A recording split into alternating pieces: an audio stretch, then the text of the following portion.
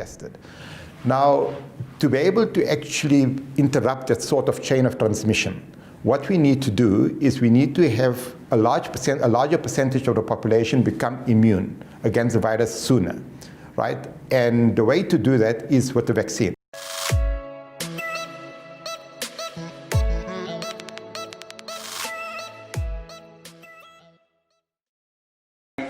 And welcome to the YouTube channel. I hope you guys are doing well. Today's story is really disheartening. As you can see in the title, it has really broken me down. I can't feel myself right now. It's really painful. This is happening right now, right here in Africa, South Africa to be precise. And what I heard and what I saw and what I am reading right now is taking my heart away. It's really painful that so many people from all over parts of Africa were advocating for no vaccines trial on black people and Africa as a whole. But I don't know what these South Africans or these governors or governments in South Africa went to do for the vaccines. As I talk to you right now, yesterday the vaccines were being tried in South Africa, Wits University to be precise, in collaboration with Oxford University. So if I talk of Oxford University, you know what I'm talking about. Then who is behind this? So when I read the article, it's saying now South Africa is the highest peak of the pandemic, so they need to bring the vaccines to South Africa to try it out. But if you look at the world, which country has the most numbers? Or which country has the most cases? It's really sad that Oxford University didn't even investigate about what is happening in America or knows the numbers in America. They rather went ahead to come to South Africa, which has almost 10,000, it's 100,000, sorry, 100,000 cases, because they are the most cases here in Africa, and they want to do this to us. South Africa, have you forgotten about HIV so soon? Have you forgotten about it? It got to a time they were not even allowing South Africans enter any other European countries and American countries because of HIV. It was really difficult for them because they brought vaccines to say they want to. That time, there was no HIV in South Africa when HIV was an epidemic. There was no HIV in South Africa. But when they brought the vaccines, after they left, that's when HIV started. Let's go to India. Indians were not having polio, but they said they are bringing polio vaccines, and they crippled so millions of people in India. They crippled millions of people in India. Same thing happened in Somalia. So what are you trying to do? Whoever went behind everything to talk about these vaccines, Madagascar brought their own medicine, herbal medicine, to cure the virus, but World Health Organization didn't approve it. If it's black, it's bad, and if it's white, it's good. Why are you guys doing this? It's never black and it's never good. Why are you doing this? Let me tell you, if it's black, it's good. If it's black, it's very, very good. You guys are making it seem that if it's black, it's bad, and if it's white, it's good. Why are you doing this? When I go to the sun right now, I still have my color. But when you go to the sun right now and you are claiming you are white, your color will turn and you change color. But you guys are claiming color. South Africa, why? What happened? What happened? So many people were advocating for it. No vaccines trials in Africa and on black people all over the world. They tried it in England, it didn't happen. They tried it in England, nobody went for it. Now they brought it to Africa because we are guinea pigs. And you went for it. Sorry to say, but it's really sad. It's really sad. This is the article. I'll leave the link in the description box so you can click and read it for yourself. I'll play a part of the video of what Dr. Madir was saying about these vaccines. And we want that effective reproductive rate to be less than 1.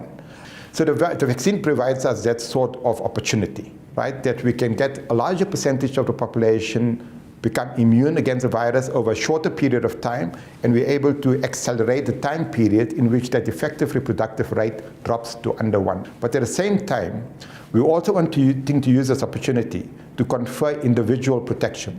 We want people that are highly susceptible to developing severe disease to be able to gain access to the vaccine and to be protected at an individual level.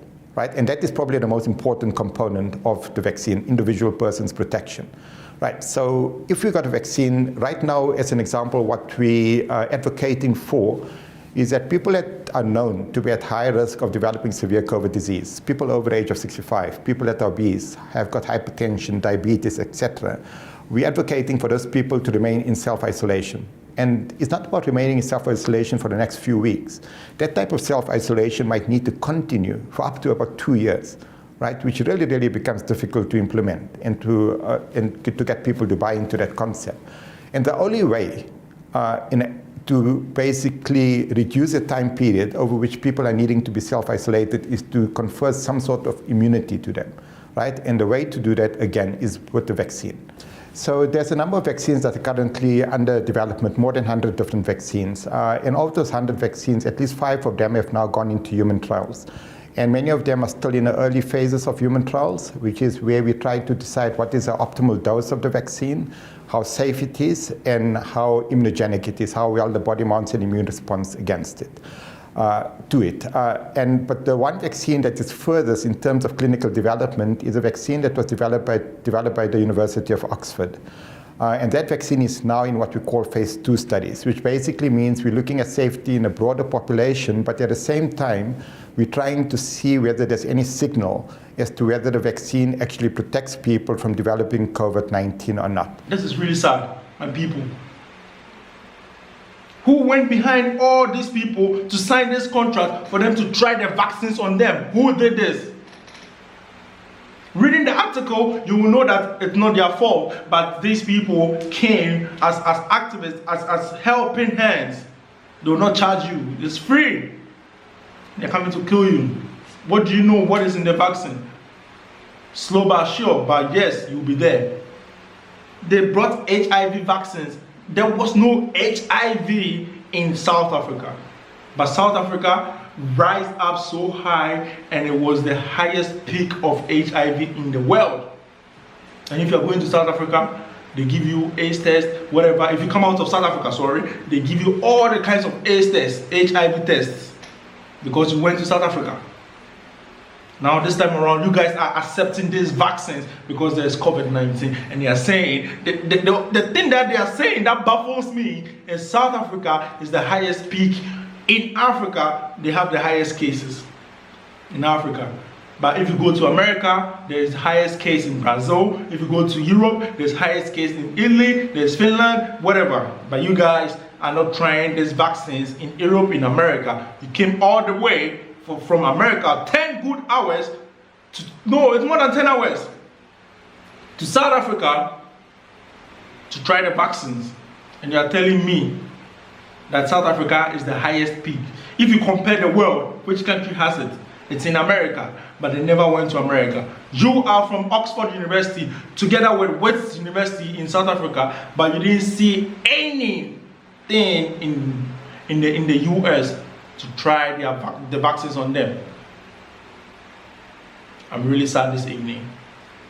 But without much ado, please, let's keep advising people. Say no to the vaccines or vaccine trials in Africa. They're already here, but make sure. This thing is so sad. I will speak and speak and speak. Maybe my brother, my sister in the village will not know. But if you are close to the people in the village, please advise them about this pandemic and advise them about the vaccines that is coming to them. So these are the videos that we were trying to advocate for no vaccine trials in Africa and on black people. And after that, you can watch that video about the Dr. Madir talking about it. This is where I end my video. Thank you so much for watching this episode. I really appreciate the love and support, and please stay safe and be yourself as you are, and take good care of yourself wherever you are. I'm going to meet you in the other episode. Please don't forget to hit the subscribe button, hit the bell to get the notification anytime I post a video. You know how we do it. Peace out.